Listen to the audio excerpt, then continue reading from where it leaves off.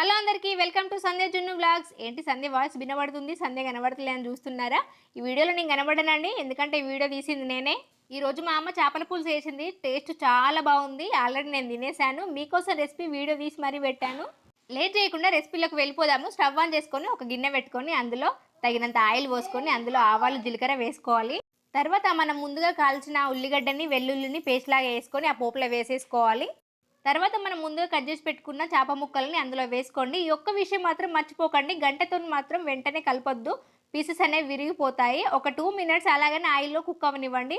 ఆయిల్లో ఫ్రై అయిన తర్వాత కొంచెం పసుపు ఉప్పు వేసుకొని గంటతోని కలపకుండా ఇలా చూపిస్తున్నట్టు గంజునే ఇలా ఒక క్లాత్ పట్టుకొని అటు ఇటు అనండి.